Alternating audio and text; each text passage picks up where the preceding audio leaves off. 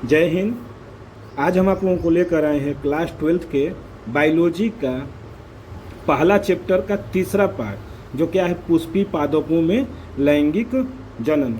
हमने क्या किया है, आप लोगों को पीछे दो भागों में हमने बता दिया है। आज जो हम लोग पढ़ेंगे तो क्या पुष्पी पादपों में लैंगिक जनन का पार्ट 3, और वो भी कौन सा है तो परागण, अर्थात आज परागण के बारे में हम लोग इसका विस्तृत अध्ययन करेंगे। देखिए बच्चा, क्या होते हैं परागण कि क्या है, ये आपके यूपी बोर्ड 2025 और 26 के लिए इम्पोर्टेंट भी है परागण। यानी परागण से तो हर साल पूछते ही हैं, तो इस साल भी आएंगे ही श्योर। तो देखिए क्या है परागण के बारे में पूरी तरह से इसकी जानकारी आज हम लोग इसका विस्तृत अध्ययन कर लेते हैं। तो आइए देखते हैं परागण क्या होता है। तो देखिए परागण, जैसे हेडिंग तो हो गया परागण, तो परागण होता क्या है। तो देखिए परागण कहते किसे हैं। तो जैसे पुष्प की संरचना में हमने आपको बता दिया है कि पुष्प की संरचना में जितने भी पुष्प के जितने भी भाग थे सबको हमने बता दिया। आज उसके बारे में अब हम लोग कैसे वो परागण करते हैं, परागण या फिर नई पीढ़ी का निर्माण करना। तो देखिए क्या होता है कि किसी पुष्प के पुंकेसर से उसी पुष्प या उसी जाति के किसी अन्य पुष्प के वर्तिकाग्र तक पराग कणों के पहुंचने की क्रिया को ही क्या कहते हैं, परागण कहते हैं। देखिए क्या कर रहा है कि किसी पुष्प के पुंकेसर से, यानी पुंकेसर हुआ और पुंकेसर से उसी पुष्प या उसी जाति के किसी अन्य पुष्प के वर्तिकाग्र तक पराग कणों के पहुंचने की क्रिया को ही क्या कहते हैं, परागण कहते हैं। जैसे हमने आपको पीछे वीडियो में बताया भी था कि ये इसका क्या हो जाता है, पूरा वर्तिकाग्र कहलाता है, मध्य भाग वर्तिका कहलाती है, और नीचे वाला भाग जो होता है ओवरी कहलाता है। तो ये वाला जो भाग होता है यानी पराग कण, यानी ये जो यहाँ पर पराग कोश में क्या पाए जाते हैं तो पराग कण, इस पराग कण का वर्तिकाग्र तक पहुँचने की क्रिया को ही क्या कहते हैं, परागण कहते हैं। तो वही कह रहा है क्या, किसी पुष्प के पुंकेसर से, यानी पुंकेसर से उसी पुष्प या उसी जाति के किसी अन्य पुष्प के वर्तिकाग्र तक पराग कणों के पहुंचने की क्रिया को ही क्या कहते हैं, परागण कहते हैं। परागण कैसा हो सकता है तो परागण प्राकृतिक अथवा प्रेरित दोनों प्रकार का हो सकता है। देखिए परागण जो होते हैं कैसे हो सकते हैं, या तो प्राकृतिक यानी जो प्रकृति के द्वारा हो रहा है, या फिर प्रेरित यानी जो मानव के द्वारा होते हैं, हो सकता है। परंतु अप्राकृतिक या प्रेरित परागण को क्या कहते हैं, हाइब्रिडाइजेशन अर्थात संकरण कहते हैं। जैसे नहीं कहते हैं कि कोई कहता है कि हाइब्रिड का ये पौधा है, हाइब्रिड से बना हुआ फल है, तो वही है। क्या होते हैं कि वो प्रेरित परागण को क्या कहते हैं, संकरण परागण कहते हैं। अब देखिए परागण के प्रकार भी आते हैं कि परागण के प्रकार क्या होते हैं। तो परागण जो होते हैं दो प्रकार के होते हैं। पहला होता है स्वपरागण। देखिए स्वपरागण होता क्या है बच्चा, तो सेल्फ पॉलिनेशन।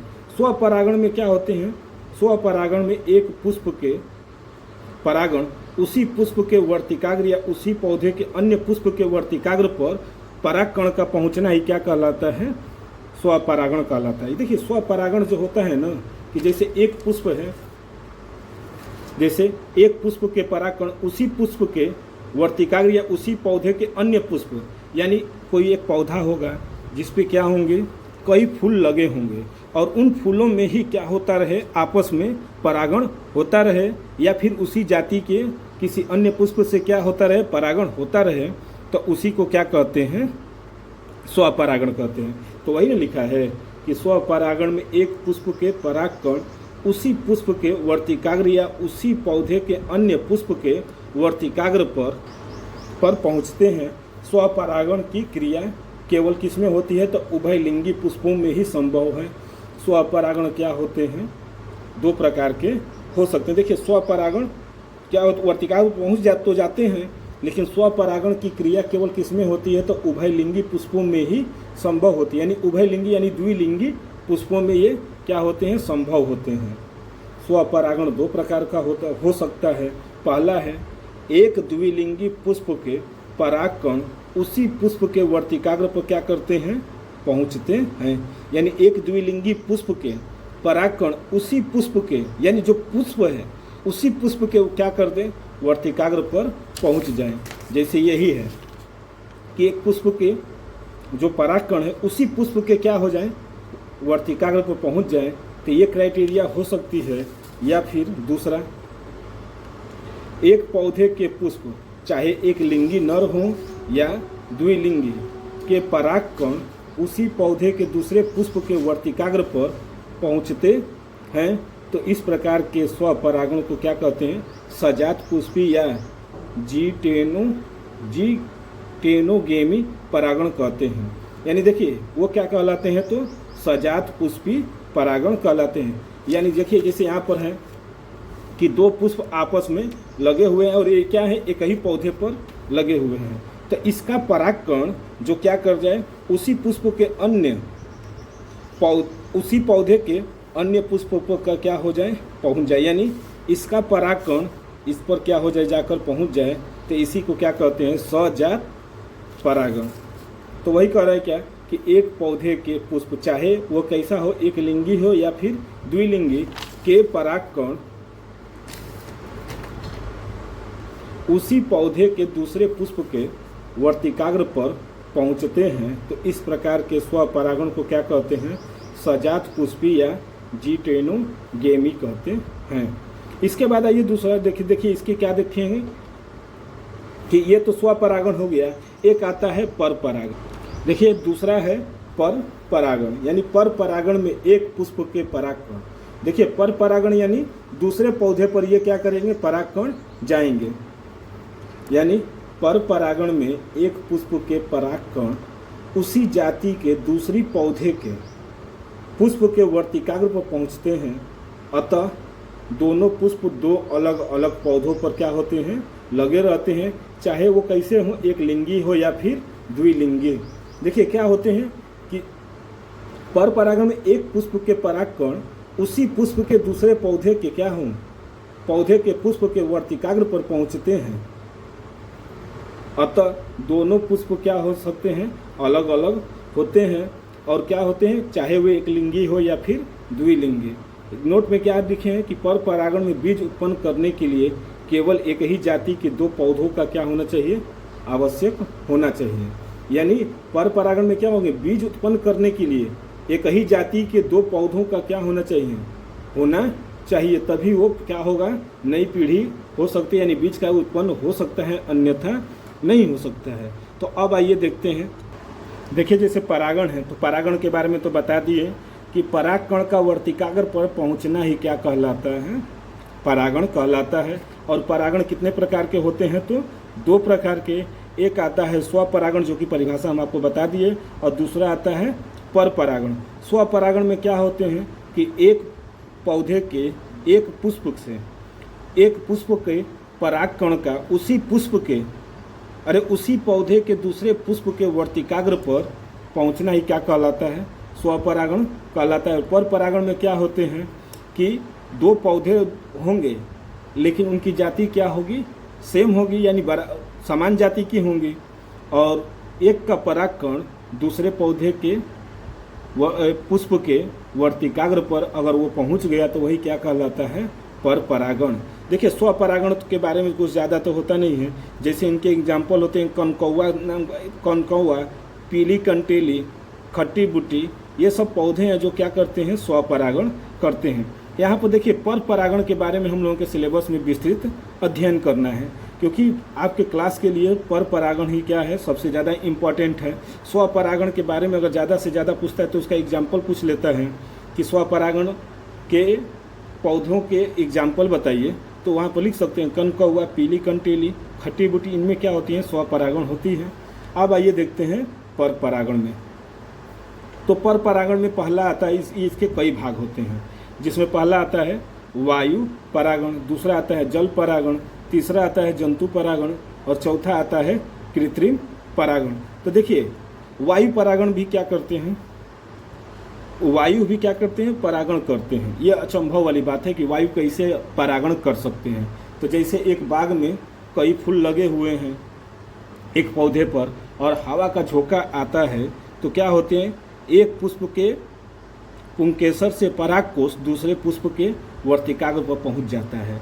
जैसे मक्का हुआ या चीड़ हुआ, इनमें क्या होते हैं, अधिकतर वायु परागण होते हैं। देखिए मक्का का जो खेती होती है तो उसमें क्या होते हैं, मक्के के पौधे से जब हवा बहती है तो इसके परागकण क्या होते हैं, उड़कर दूसरे पौधे के वर्तिकाग्र पर क्या हो जाते हैं, पहुंच जाते हैं, जिसकी वजह से वहाँ पर क्या हो जाते हैं, परागण हो जाते हैं।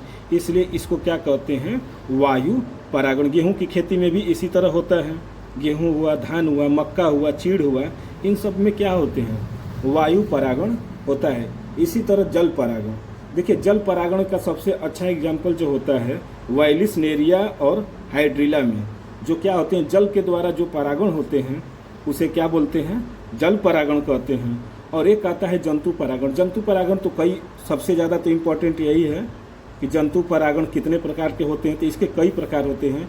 और एक आता है कृत्रिम परागण, जो मनुष्यों द्वारा क्या किया जाता है, परागण किया जाता है, जिसको सबसे पहले कौन किया था, तो मेंडल ने कृत्रिम परागण कराकर वो संकरण यानी जो अन्य प्रकार के विभिन्न प्रकार के पौधों को क्या किए थे, उत्पन्न किए थे। तो देखिए जंतु परागण जो है ये भी कई प्रकार के होते हैं, जिसमें पहला आता है क्या, कीट परागण। कीट परागण यानी कीटों के द्वारा, ये तो सबसे ज़्यादा होते हैं पेड़ पौधों में। देखिएगा तो पुष्प में तो कीट सबसे ज़्यादा क्या करते हैं, परागण कराते हैं।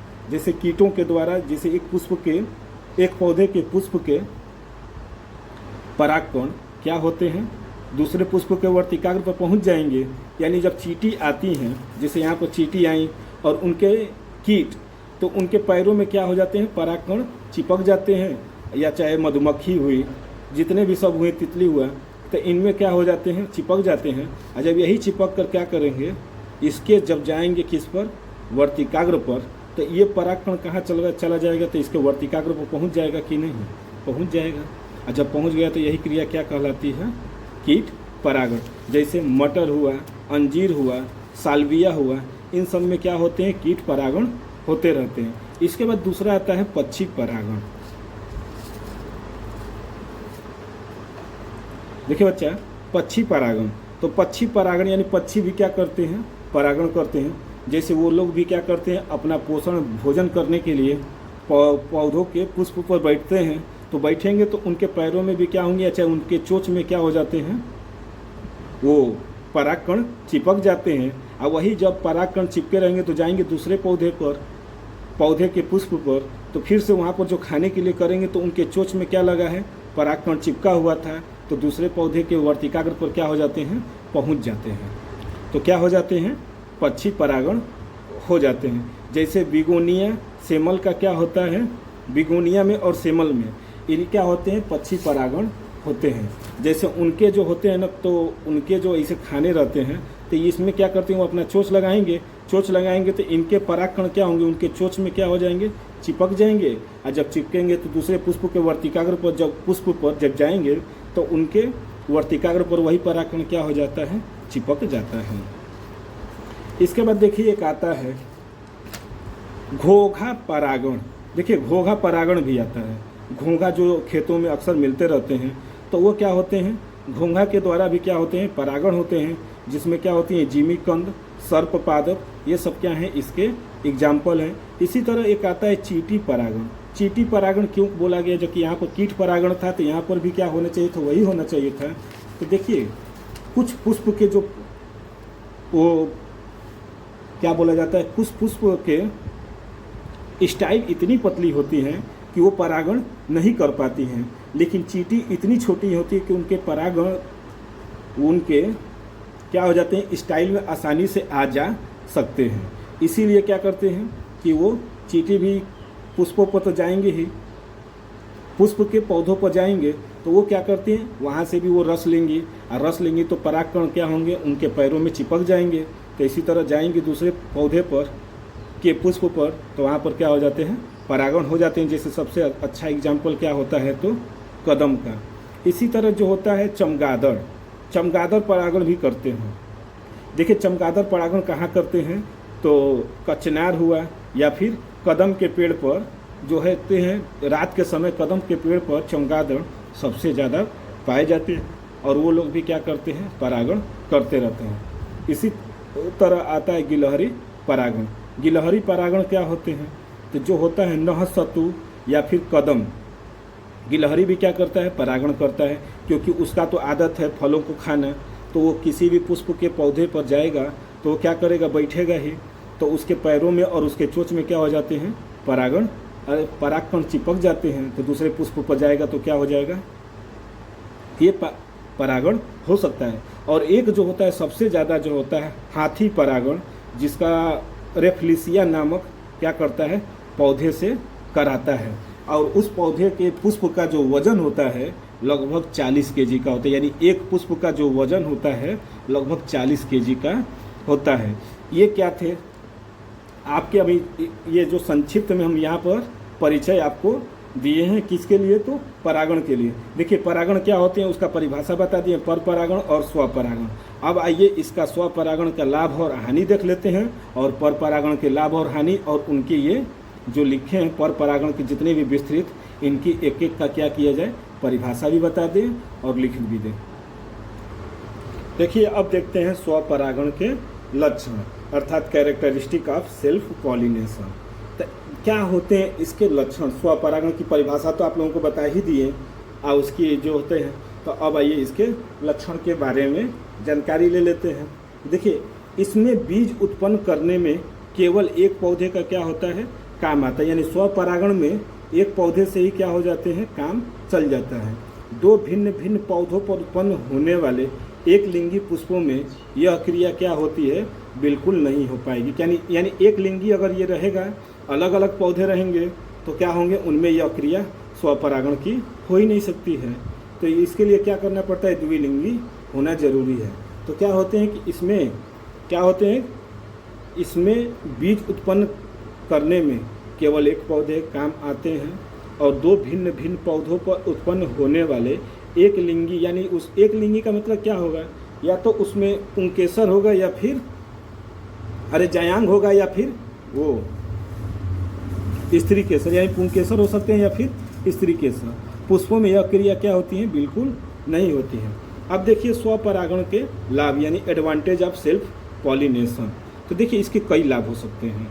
सबसे पहले तो परागकण का क्या होता है, सस्ता हो जाता है, कम भाव में मिल जाता है, यानी उसकी ज़्यादा खर्चा नहीं है। तो पहला क्या है, स्वपरागण के लिए दूसरे पुष्पों पर क्या है, निर्भर नहीं रहना पड़ता है। यानी स्वपरागण के लिए क्या करना पड़ेगा, दूसरे पुष्पों पर निर्भर नहीं रहना पड़ता है। दूसरा है स्वपरागण में पौधों को अधिक परागकणों की आवश्यकता नहीं होती है। यानी स्वपरागण में क्या होंगे, पौधों को अधिक परागकणों की आवश्यकता नहीं होगी। क्यों, क्योंकि वो एक ही पौधे पर न है, तो ज़्यादा से ज़्यादा कितना दूर रहेंगे, ज़्यादा से ज़्यादा तो ज़्यादा दूर जाना नहीं है। यानी क्या होंगे, एक ही पौधे पर सभी पुष्प लगे हैं, तो उसी से क्या करना है, परागण कराना है। तो इसलिए क्या होते हैं, ज़्यादा परागकणों की खर्चा नहीं होती है। और जबकि यही अगर दूसरे पुष्प पर जाना होगा, जैसे यही है कि अगर यहीं पर एक दूसरा बगल में लगा रहेगा, तो यहाँ से यहाँ तक तो कोई ज़्यादा खर्चा नहीं, लेकिन अगर यहाँ पर यहाँ से जाना हो तो क्या होंगे, परागकण की क्या होगी, खर्चा ज़्यादा होती है। इसके बाद तीसरा नंबर, स्वपरागण में पुष्पों को परागकणों के लिए कीटों या अन्य किसी साधन की क्या होती है, आवश्यकता नहीं होती है।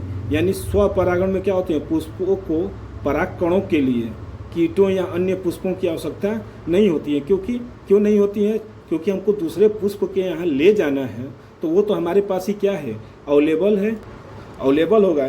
इसलिए इन्हें क्या है, रंग, सुगंध अथवा मधु उत्पन्न करने की आवश्यकता नहीं होती है। यानी जिसको अपने गौवा में शादी करना होगा, देखिए स्वपरागण का मतलब क्या होता है, स्वपरागण सबसे ज़्यादा अच्छी बात है, अपने गांव में ही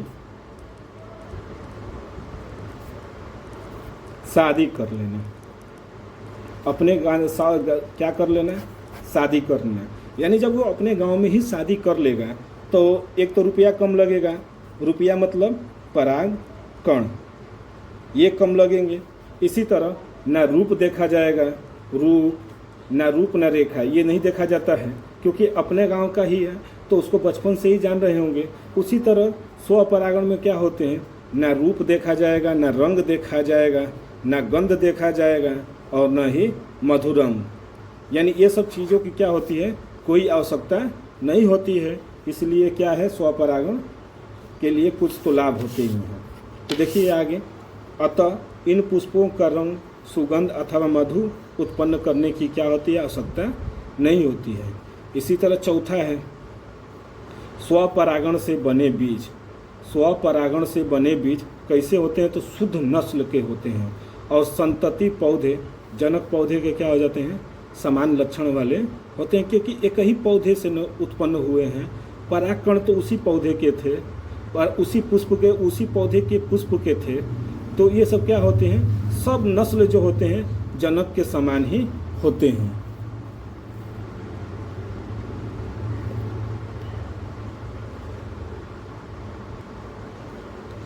तो अब आते हैं, देखते हैं स्वपरागण से हानियाँ।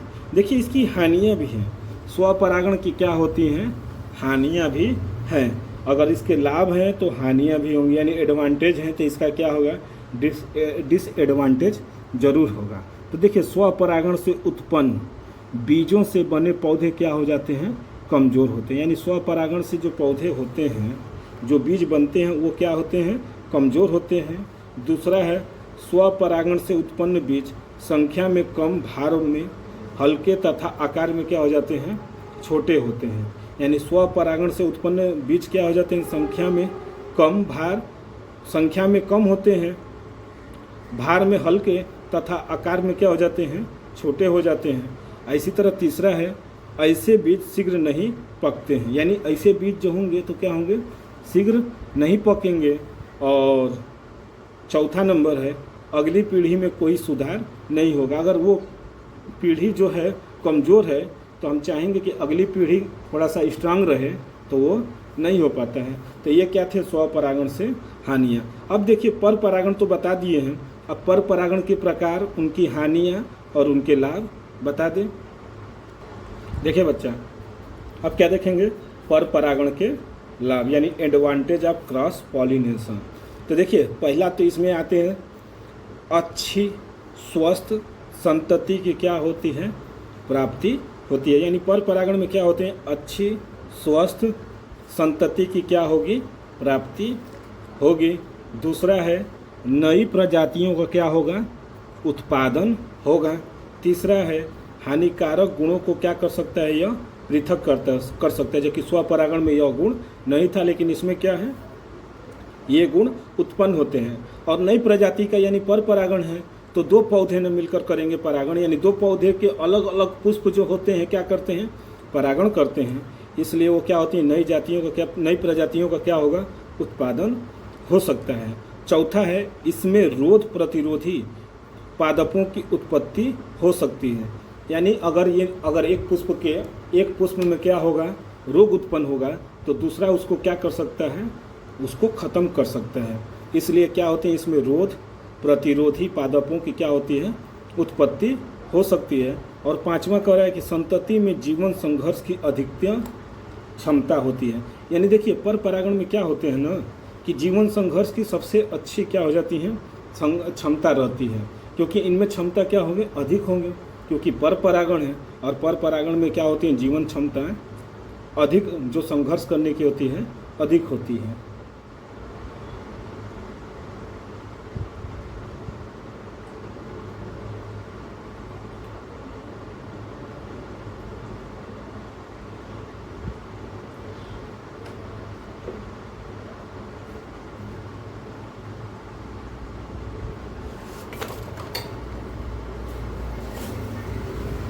देखिए अब क्या देखेंगे, पर परागण की हानि है।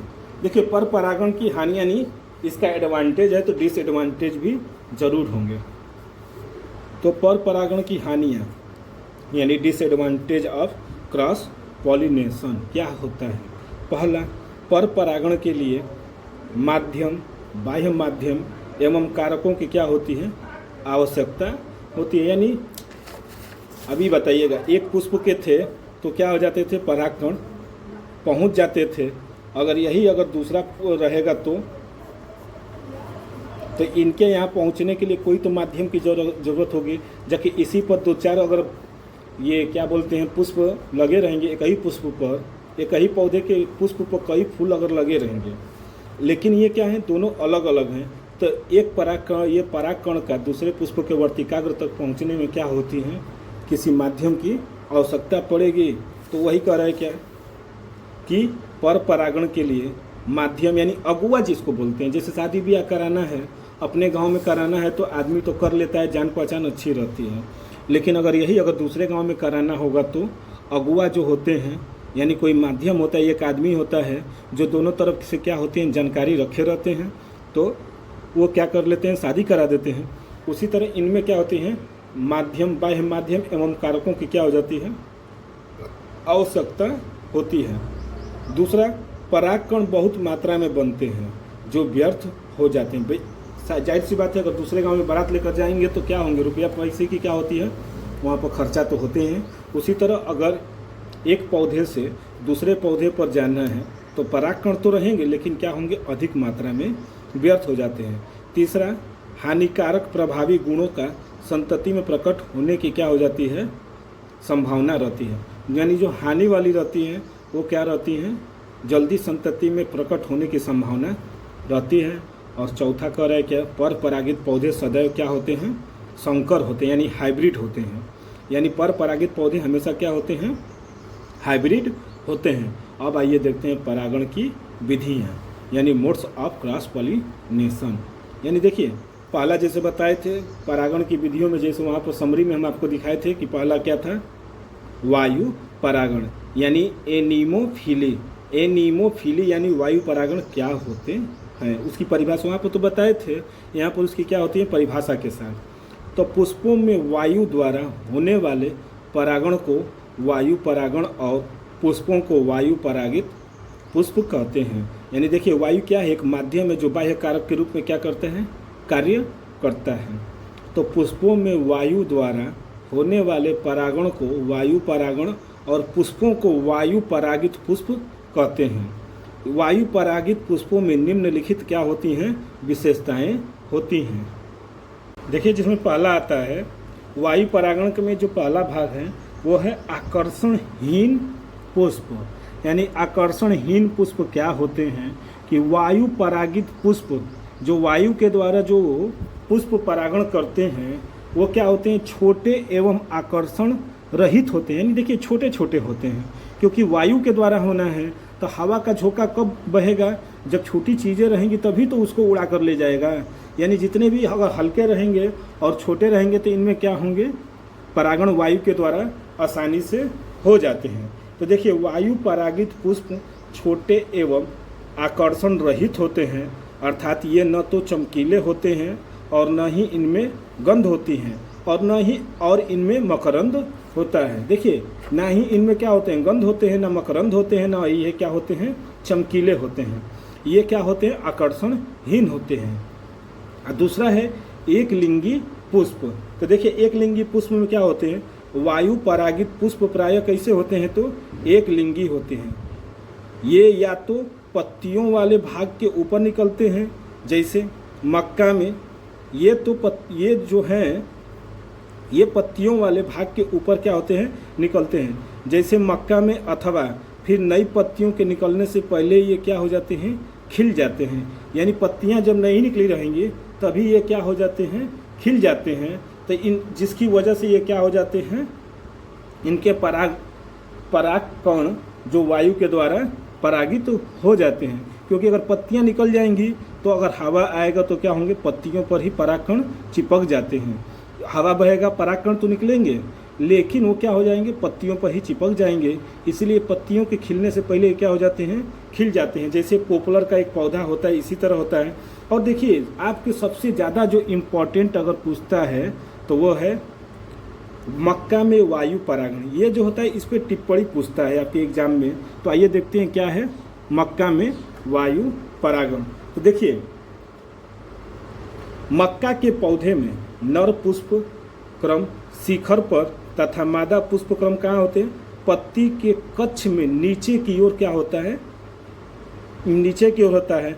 मादा पुष्पक्रम क्या होते हैं, स्पैडिक्स यानी स्थूल मंजरी होता है, जो पृथुपर्ण यानी स्पैथी से क्या होते हैं, ढके रहते हैं। मादा पुष्पों में रेशमी धागों के समान 25 से 50 सेंटीमीटर लंबी क्या होती हैं, वर्तिका होती हैं। वर्तिकाएं क्या होती हैं, पाई जाती हैं। कितनी लंबी होती है, तो 25 से 50 सेंटीमीटर। आप लोग मक्के के खेतों में जाकर एक बार आप लोग इसका अध्ययन करना चाहें तो अच्छे से कर सकते हैं।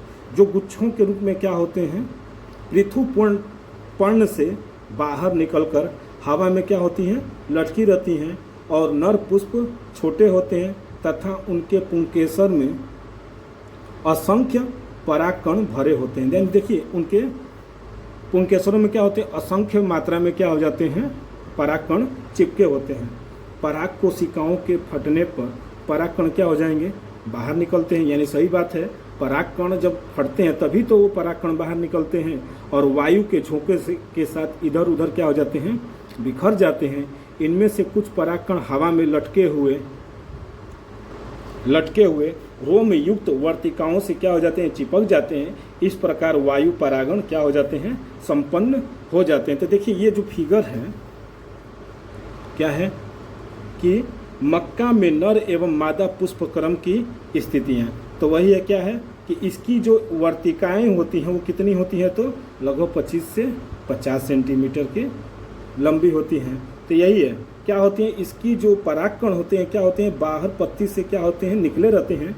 जब हवा का झोंका आता है तो यही क्या हो जाते हैं, उड़ जाते हैं, जो क्या हो जाते हैं, दूसरे पुष्प के वर्तिकाग्र पर पहुंच जाते हैं। तो यही है क्या है मक्के, क्योंकि ये एक लिंगी है इसीलिए।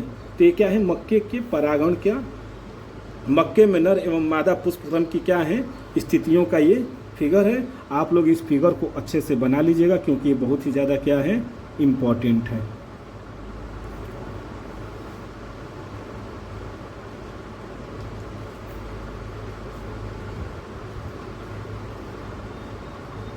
देखिए बच्चा, अब दूसरा आता है जल परागण यानी हाइड्रोफिली।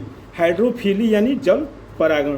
तो देखिए जल परागण केवल जलीय पौधों में क्या होते हैं, मिलते हैं। यानी जो जल में पौधे होते हैं उन्हीं में ये क्या होते हैं, परागण पाए जाते हैं। और ये भी कितने प्रकार के होते हैं, तो 2 प्रकार के होते हैं, जिसमें पहला नंबर आएगा क्या, अधोजल परागण। देखिए अधोजल परागण यानी हाइपोहाइड्रोफिली। यानी अधोजल परागण क्या होते हैं, यानी अधो मतलब आधा जल में और आधा। तो देखिए इनमें परागण की क्रिया जल के भीतर क्या होती है, देख रहे हैं ना, हाइपोहाइड्रो यानी अधोजल के यानी भीतर होती है। जैसे जुस्टेरा में परागकण सुई के आकार के तथा 250 माइक्रोमीटर यानी 10⁻⁻6 मीटर लंबे होते हैं। देखिए क्या होते हैं, इनमें परागकण की क्रिया कहाँ होती है, तो जल के भीतर होती है। जैसे में जुस्टेरा इसका सबसे अच्छा क्या होते हैं, एग्जाम्पल होती है। यानी जुस्टेरा में क्या होते हैं, परागण जल के भीतर होता है। तो वही सुई के आकार का, यानी ये कैसा होता है, तो सुई के आकार का, उस आकार का जो माप दिया रहता है क्या है, 10⁻⁻6 मीटर लंबे होते हैं। वर्तिका भी क्या होती है, लंबा और खुला होता है। वर्तिका भी क्या होगा, लंबा और खुला होता है। परागकण पानी पर तैरते हैं। यानी जो परागकण क्या होंगे, कहाँ तैरते हैं, तो पानी पर, तथा वर्तिकाग्र तक पहुंचकर परागण करते हैं। यानी देखिए इनके जो परागकण क्या होते हैं, हल्के होते हैं, जिसकी वजह से पानी में क्या होंगे, तैरते रहते हैं परागकण। और वही तैर कर कहाँ पहुंच जाते हैं, तो उसके वर्तिकाग्र पर।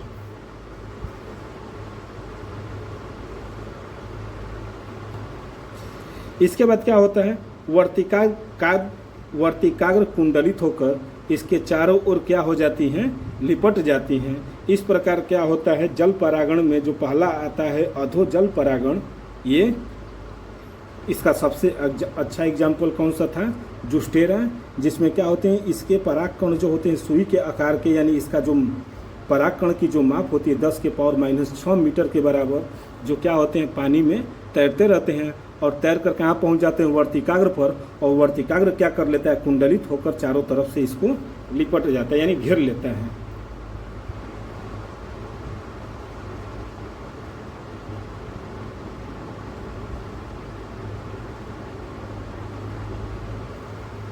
अब आइए दूसरा नंबर देखते हैं, अधिजल परागण यानी एपीहाइड्रोफिली। देखिए अधिजल परागण में परागकण जल की सतह पर होता है, यानी अधिजल का मतलब क्या होगा, परागण तो होंगे लेकिन कहाँ होंगे, तो जल की सतह पर। जैसे हाइड्रिला, वाइलिसनेरिया आदि के पौधे क्या होते हैं, एक लिंगी और जल निमग्न पादप, यानी ये क्या होते हैं, जल में पाए जाने वाले पादप हैं। इसमें पुष्प जल के अंदर बनते हैं, यानी इनके जो पुष्प बनते हैं कहाँ बनते हैं, तो जल के अंदर बनते हैं। परंतु नर पुष्प विकसित पौधे से अलग होकर क्या हो जाते हैं, सतह पर आ जाते हैं, और मादा पुष्प पूर्ण विकसित होते हैं। वृंत लंबा होता है और सतह पर पहुंच जाता है। सतह पर क्या करेगा, पहुंच जाता है। तैरते हुए नर पुष्पों से परागण की क्रिया जल की सतह पर होती है। यही क्या हो जाते हैं, जैसे वाइलिसनेरिया या फिर हाइड्रिला में इसी प्रकार क्या होते हैं, परागण होते हैं। अब आइए आगे देखते हैं कि जल परागित पुष्पों की क्या विशेषताएं होती हैं। तो देखिए जल परागित पुष्पों की जो विशेषताओं में जो पहला नंबर है, जल परागित पुष्प वायु परागित पुष्पों की भांति छोटे, रंगहीन, गंधहीन तथा मकरंद रहीन होता है। यानी इनमें भी क्या होते हैं, रंगहीन होते हैं, गंधहीन होते हैं और मकरंद रहित होता है।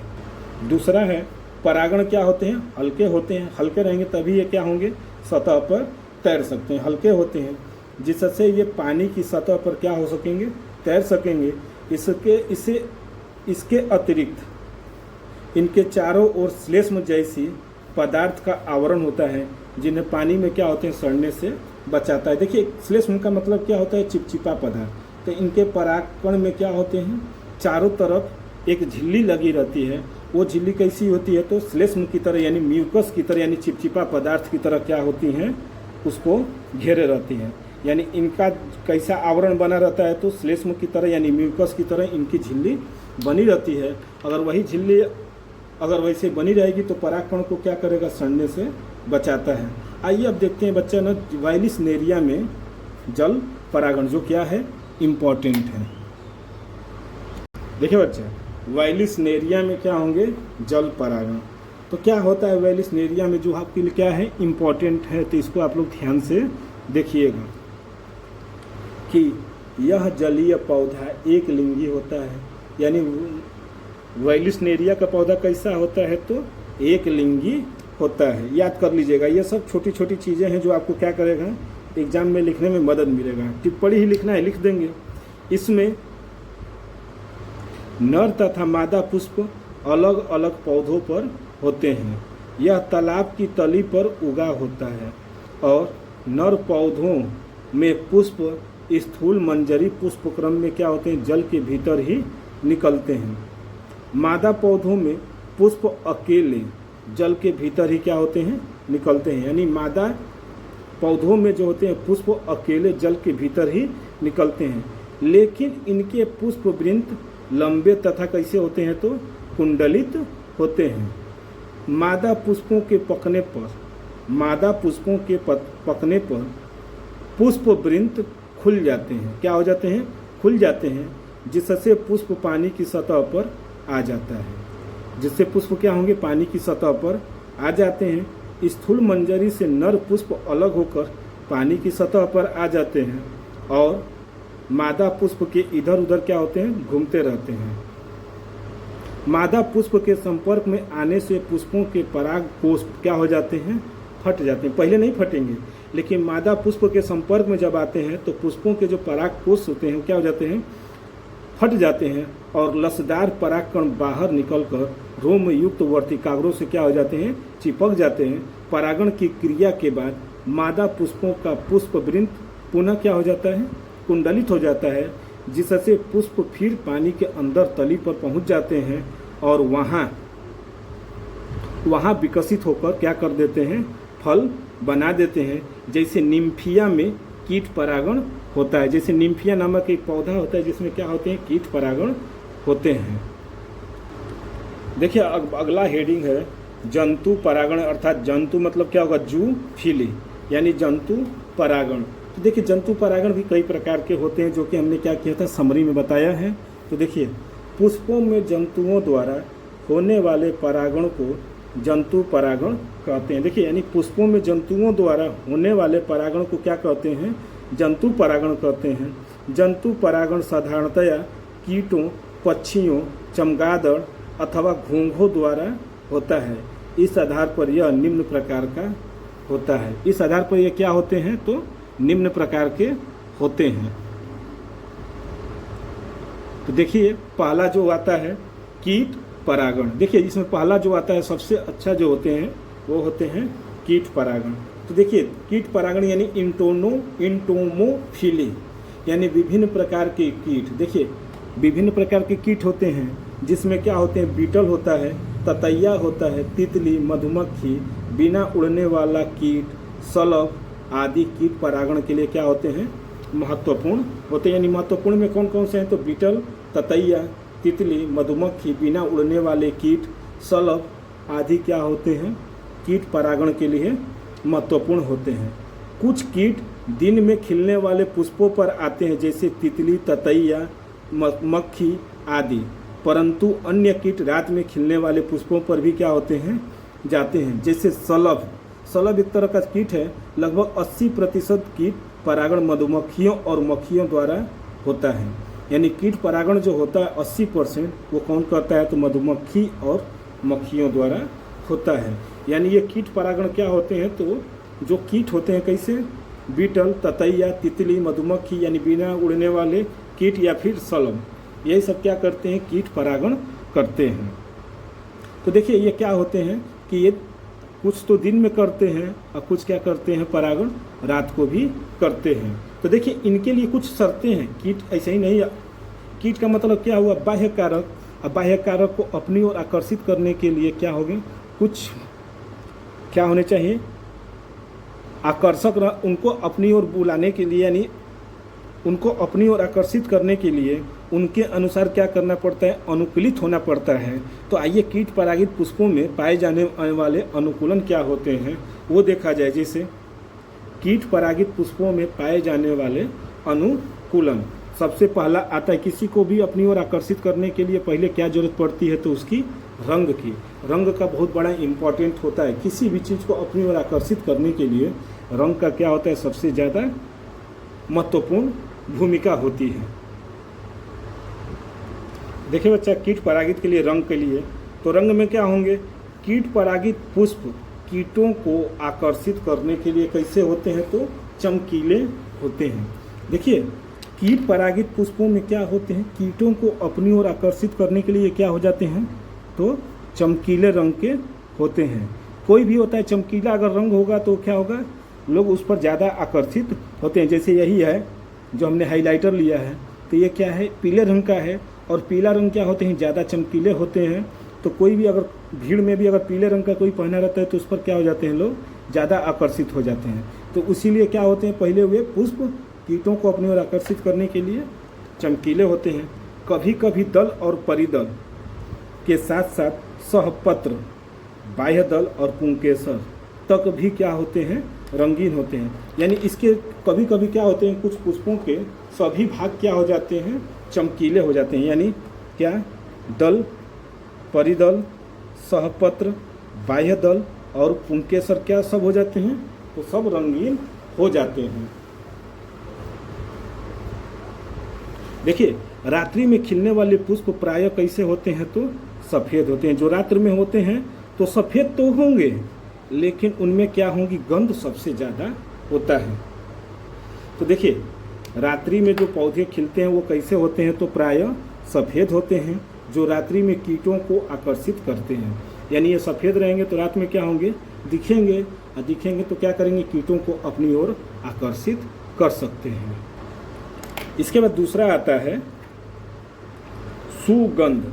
यानी रात्रि में खिलने वाले पुष्पों में तेज सुगंध होती है। यानी जो रात्रि में जो फूल खिलते हैं उनमें क्या होती है, सुगंध तेज होती है, जो दूर दूर से कीटों को क्या करते हैं, आकर्षित करते हैं। देखिए जो रात्रि में खिलेंगे वो तो सफ़ेद होते हैं, लेकिन साथ में क्या होते हैं, उनमें सुगंध अधिक होगी, क्योंकि रात है ना, तो रात के समय कोई दिखेगा नहीं, तो अपनी ओर आकर्षित करने के लिए क्या करना पड़ता है, मजबूरी में उनमें सुगंध आ जाती है। और सुगंध आ जाएगी तो वो क्या होंगे, लोग उस तरफ क्या होंगे, आकर्षित होते हैं। जैसे एग्जाम्पल में देख लीजिएगा, रात की रानी, हर श्रृंगार, बेला, मालती, कुछ पौधों से निकली हुई गंध हमारे लिए क्या होती हैं, ये सब क्या है, इसके एग्जाम्पल हैं। देखिए रात की रानी बहुत ही क्या होती हैं, ये गंध आता है।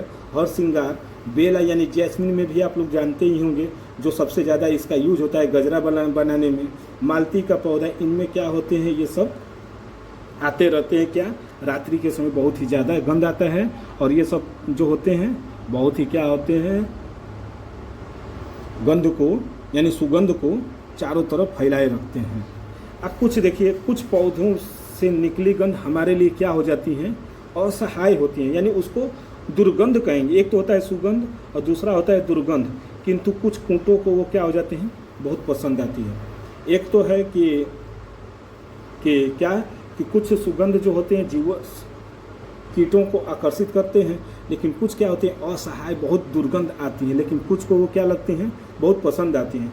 जैसे रेफ्लेसिया से सड़े मांस की तरह, काली एरम से मनुष्य के मल जैसी गंध निकलती है। देखिए रेफ्लेसिया से जो होता है कैसा गंध निकलता है, तो सड़े मांस की तरह, और काली एरम से मनुष्य के मल जैसी क्या होती है, गंध आती हैं, जो विभिन्न प्रकार की स्वभोजी तथा मलभोजी मक्खियों को क्या करते हैं, आकर्षित करती हैं। यानी जो मांस खाने वाले जो कीट होते हैं या फिर जो मल खाने वाली जो मक्खियाँ होती हैं, उनको क्या करते हैं, अपनी ओर आकर्षित करते हैं। इसके बाद आता है तीसरा, मकरंद यानी नेक्टर। मकरंद पुष्पों में पाई जाने वाली विशेष ग्रंथियों में क्या होते हैं, बनते हैं। इन ग्रंथियों को मकरंद कोश कहते हैं। यह कीटों, विशेषकर कीटों, तितलियों, मधुमक्खियों और मक्खियों को क्या करते हैं, आकर्षित करते हैं। यह क्या करता है, विशेषकर कीटों, तितलियों, मधुमक्खियों और मक्खियों को क्या करता है, अपनी ओर आकर्षित करता है। यही क्या है, मकरंद की जरूरत पड़ती है। आइए आप जानते हैं, क्या आप जानते हैं, व्हाट डू यू नो, क्या आप जानते हैं, क्या जानते हैं कि मधुमक्खी, देखिए कुछ ऐसी होती हैं जो क्या होते हैं, कुछ कीट ऐसे होते हैं जो रंग को देखकर सबसे ज़्यादा आकर्षित होते हैं। जैसे कुछ पुष्पों को यहाँ पर कुछ कीटों के बारे में बता दिया जाता है। जैसे मधुमक्खियाँ, ये नीले और पीले रंग की ओर क्या होते हैं, आकर्षित होते हैं। कौन होता है, तो मधुमक्खी। मधुमक्खी जो होती है पीले और नीले और पीले रंग की ओर क्या होते हैं, सबसे ज़्यादा आकर्षित होते हैं। ये बोगनवेलिया, लॉकी स्पेयर, ऑर्किड, अतिश आदि के पौधों में क्या कर, पुष्पों में परागण करते हैं। इसके बाद आता है तितलियाँ। तितलियाँ कौन से रंग पर करती हैं, तो ये लाल और नारंगी रंग देख सकती हैं, और इन्हीं रंगों के पुष्पों की ओर क्या होती हैं, सबसे ज़्यादा आकर्षित होती हैं। जैसे लिली, डाइटन्स, फ्लॉक्स के पुष्पों में क्या होती हैं, ये परागण करती हैं। यानी देखिए कौन सा देखती हैं, तो लाल और नारंगी, और ये कौन सा देखती है मधुमक्खी, नीले और पीले रंग की ओर। इसके बाद आता है चौथा नंबर, जो भौरे। भौरे कौन सा कलर देखते हैं, तो ये बैगनी और नीले रंग की ओर क्या होते हैं, आकर्षित होते हैं। यानी ये कौन से होते हैं, तो बैगनी और नीले रंग की ओर। इसी तरह ततैया है। ततैया या भूरे रंग की ओर क्या होते हैं, आकर्षित होते हैं। यह अंजीर में परागण करते हैं। देखिए ततैया जो होती है किस में परागण करती हैं, तो अंजीर में।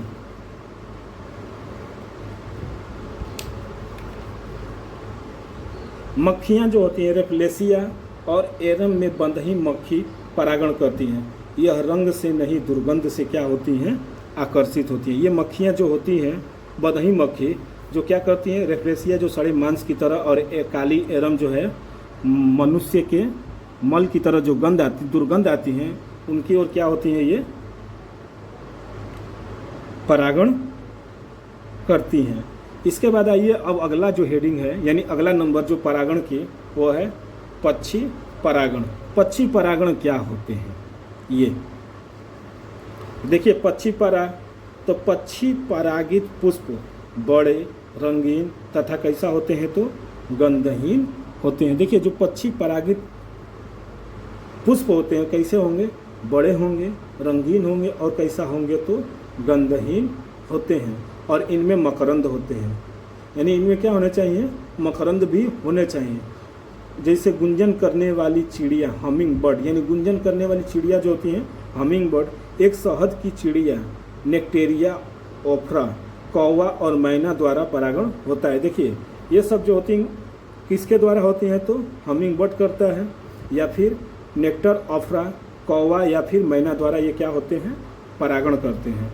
मधुपान के लिए जब पक्षी दलपुंज की नली में अपना चोंच डालता है, देखिए मधुपान यानी खाने पीने के लिए, उसका रस पीने के लिए क्या करता है, अपना चोंच जब दलपुंज में की नली में क्या करता है, डालता है, तो उसके वक्ष या शरीर पर चिपचिपे परागकण चिपक जाते हैं और इस प्रकार परागकण एक पुष्प से दूसरे पुष्प पर क्या हो जाते हैं, पहुंच जाते हैं। पक्षी परागित पुष्प प्रायः लाल रंग के होते हैं। देखिए पक्षी परागित पुष्प प्रायः किस में होते हैं तो लाल रंग में सबसे ज़्यादा होता है। कौन होता है तो पक्षी परागित पुष्प किस में होते हैं तो लाल रंग में सबसे ज़्यादा होता है। इसी तरह इसकी एग्जाम्पल भी देखा जा सकता है, क्या, विगनवोनिया में गुंजन करने वाली चिड़िया सेमल या पागर में कौन करता है, कौवा करता है या मैना द्वारा परागण होता है। विगनवोनिया जो होता है एक प्रकार का पौधा है, जो पुष्प है, जिसमें कौन करता है तो हमिंग बर्ड करती है। जो क्या करती है, गुंजन करने वाली चिड़िया का नाम जो होता है हमिंग बर्ड होता है, वो करती है। या सेमल या पागर में कौन करता है, कौवा या फिर मैना द्वारा परागण होता है। तो ये क्या थे, पक्षी परागण के। तो देखिए पक्षी परागण में क्या होती है, इसकी टिप्पणी भी आती हैं। तो इसको आप लोग क्या करिएगा, जरूर समझ लीजिएगा और लिख लीजिएगा। देखिए अगला जो नंबर आता है वो होता है घोंघा परागण, यानी मैलेकोफिली, यानी घोंघा परागण। सूरन कुल के पौधे, देखिए सूरन कुल के पौधे कैरियोडिस, जिमिकन, गुलदाउदी और सर्प पादप। देखिए क्या, सूरन कुल के पौधे जिसमें क्या होंगे, जिमिकन, गुलदाउदी और सर्प पादप में कीटों के अतिरिक्त घोंघों द्वारा भी क्या होते हैं, परागण होते हैं। यानी सूरन कुल के जितने भी पौधे होते हैं उनमें क्या होते हैं, घोंघा के द्वारा भी क्या होते हैं, परागण होता है और कीट के द्वारा भी होता है। मादा पुष्प इसके आधार पर क्या तथा नर पुष्प ऊपर की ओर क्या होते हैं, लगे रहते हैं। यानी मादा पुष्प कहाँ रहेंगे तो आधार पर, और नर पुष्प कहाँ रहेंगे तो ऊपर की ओर लगे रहते हैं। इन पुष्पों में मादा पुष्प पहले पकते हैं। देखिए इन पुष्पों में क्या होंगे, मादा पुष्प पहले पकते हैं, जिससे परागकणों को दूसरी स्थूल मंजरियों से, जिनमें नर पुष्प भी पक चुके हैं, द्वारा क्या हो जाता है, परागण हो जाता है। यानी क्या कह रहा है कि मादा पुष्प इसके आधार पर और नर पुष्प ऊपर की ओर लगे रहते हैं। इन पुष्पों में मादा पुष्प क्या होते हैं, पहले पक जाते हैं, क्योंकि उनको मैच्योर होना जरूरी है, जिससे परागकणों को दूसरी स्थूल मंजरियों से, जिनमें नर पुष्प भी पक चुके हैं, द्वारा क्या हो जाता है, परागण हो जाता है। इसके बाद आता है चीटी परागण। देखिए चीटी परागण क्या होते हैं, यानी मैल्मिनोकॉर्पिफिली। कुछ पुष्प मकरंद से भरे किंतु इतने पतले होते हैं कि उनमें चीटी के अतिरिक्त अन्य कुछ और प्रवेश नहीं कर सकता है। देखिए कुछ पुष्प के मकरंद से तो भरे रहेंगे, लेकिन वो उनकी जो स्टाइल होती है, यानी वर्तिका जो होती है, इतनी पतली होती है कि उनमें चीटी के अलावा कोई अन्य कीट जो होते हैं अंदर प्रवेश नहीं कर पाते हैं, जिसकी वजह से परागण की संभावना क्या हो जाती है, कम हो जाती है। इसीलिए क्या होते हैं, कह रहा है कि कुछ पुष्प मकरंद से क्या होते हैं, भरे होते हैं, किंतु इतने पतले होते हैं कि उनमें चीटी के अतिरिक्त अन्य कुछ और प्रवेश नहीं कर पाता है।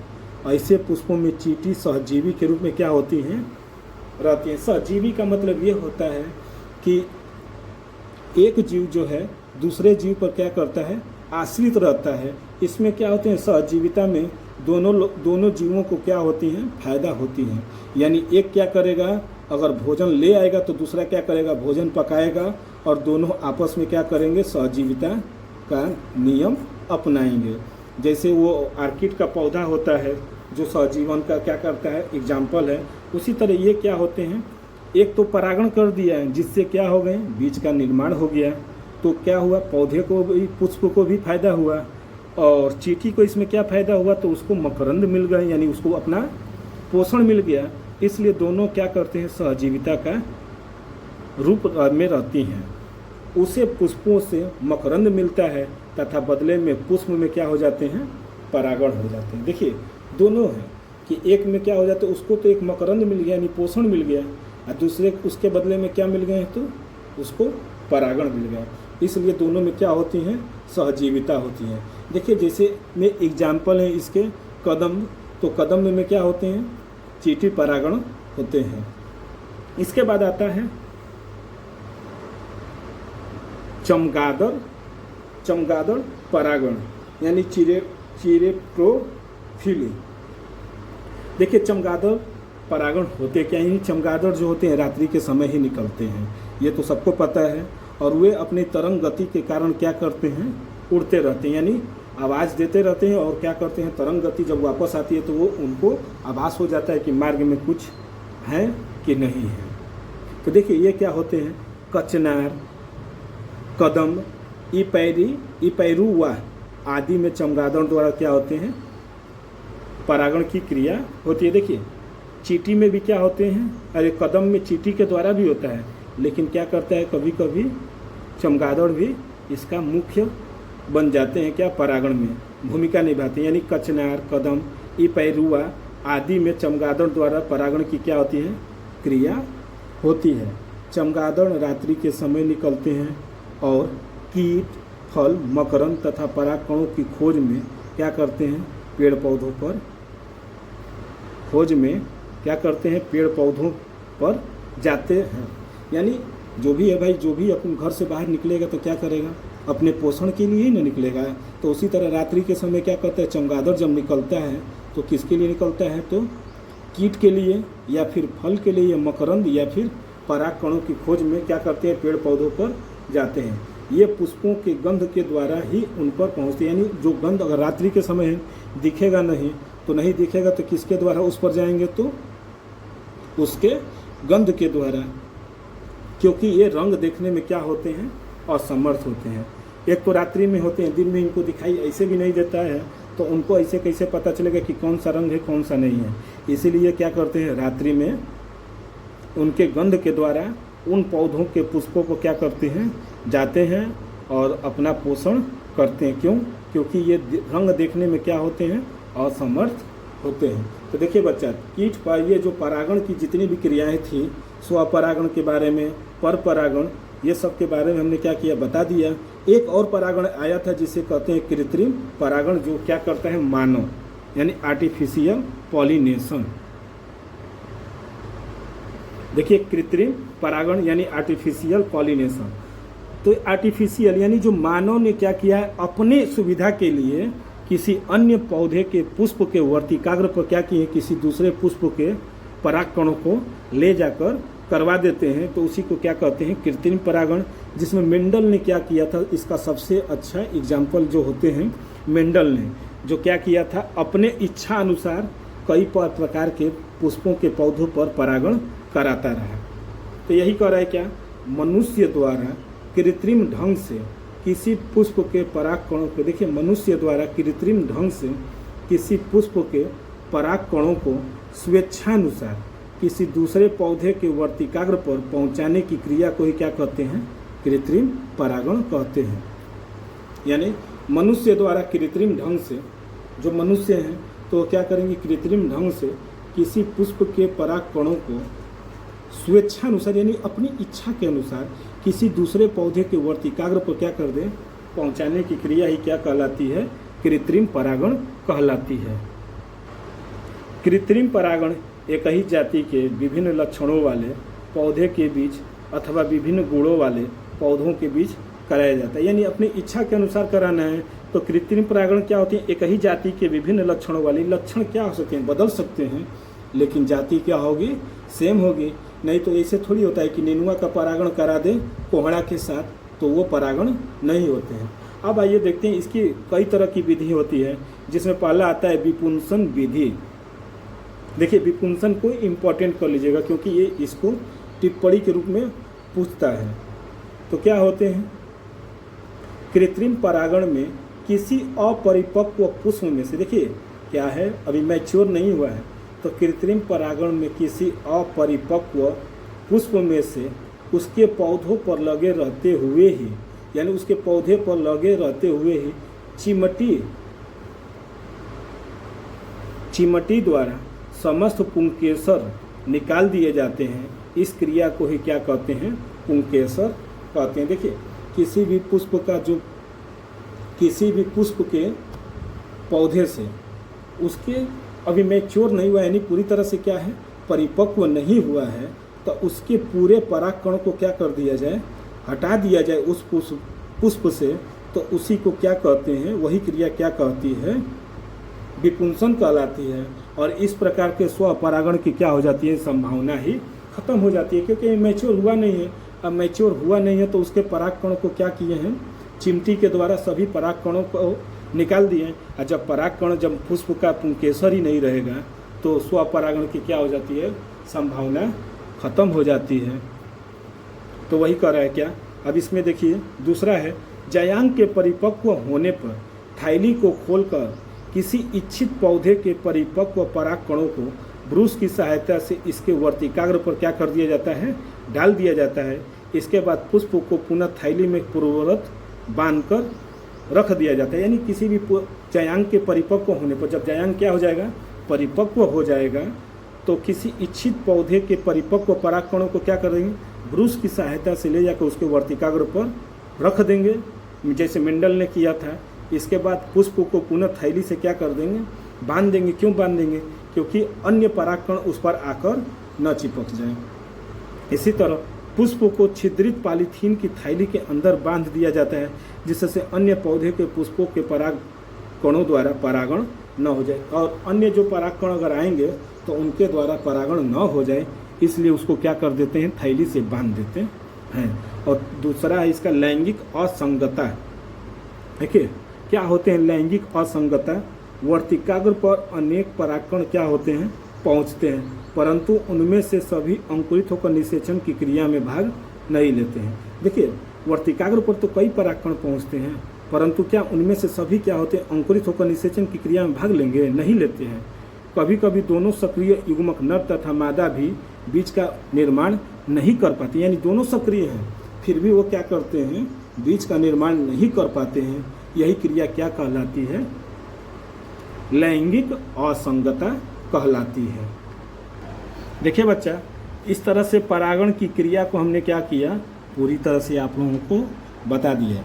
ये भाग 4 था, सॉरी हम 3 बता दिए थे, लेकिन 3 पार्ट को हमने क्या किया है, ये चैप्टर पुष्पी पादपों में लैंगिक जनन को पूरी तरह से बता दिया। चौथा जो पार्ट था वो क्या था, परागण, जिसको हमने क्या किया, पूरे नोट्स के साथ आप लोगों को समझा दिए हैं। और भी हम इस चैप्टर के अन्य भागों को अगले वीडियो में लेकर आएंगे। तब तक के लिए धन्यवाद।